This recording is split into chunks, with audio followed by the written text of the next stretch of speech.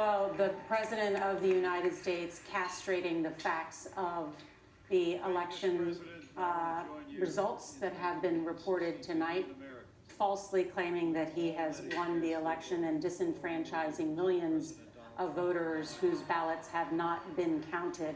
Sadly, because of the raging pandemic and the failures of the administration to contain the pandemic, there has been a massive vote by mail operation, and those votes have not yet been counted. And so we at CBS News are not projecting a winner in this presidential race. We will not disenfranchise the millions of voters in those battleground states and the hundreds of thousands in Georgia who also have not had their votes counted. There were so many untruths in that statement. Yes. It's sort of hard to figure out where to begin, count the ways. Former Chief of Staff Reince Priebus said that he wouldn't go too far. He went farther than that. Yeah. What he said bears no resemblance to the truth of an election, let alone an election in a pandemic. The votes that aren't being counted are votes that people cast themselves today on election day. And some of the votes that haven't been counted are presumably his own voters, the president's own voters. He is calling the game at the end of the first quarter. And it's extraordinary. We've never had a situation like this in the country. The president is a steward of the American electoral system. As a member of it, he's a steward of the American system. And he is trying to undermine it while the count is still going on. And the last time we had a dispute that went to the court, to the Supreme Court, as the president just said, he thinks this will go. You had two candidates who ultimately accepted the outcome of the courts, ultimately accepted and said, we have to carry the weight of the office that John just described. To have the president jump that gun and make calls, and frankly, Nora, as Gail was saying, there were a lot of things that were untrue. We can look at the map right over your head and see that the state of Texas was actually called in his favor. He said it was not. Georgia and North Carolina remain toss-ups on our map because of all the details you just laid out in terms of untallied We votes. fairly called the state of Florida in his favor and noted his strong turnout among Latinos. And at the same time, we can also fairly report that it's too soon, because we cannot disenfranchise millions of voters, to call the race in Pennsylvania, Michigan, Wisconsin, Georgia, and North Carolina. But you know why this is so disturbing is because the message that it sends to his supporters.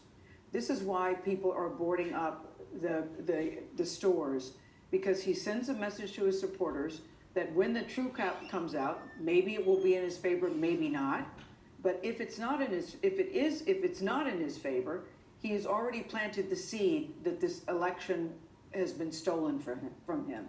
And that's why this is such a dangerous thing that he has just done. Well, and he's trying to set expectations. And when we finally got out of that, he said, you know, let's hope they don't find more votes around 4 a.m. Well, that's exactly what's going to continue happening. Voting is continuing through the night in Wisconsin, in Georgia, and other places. And yes, it's possible that by the time people wake up later today, it's either closer or he's perhaps lost his advantage. I'm curious why the president feels fearful that he has to declare early. Is he not confident that once the ballots are counted, that they will go in his favor?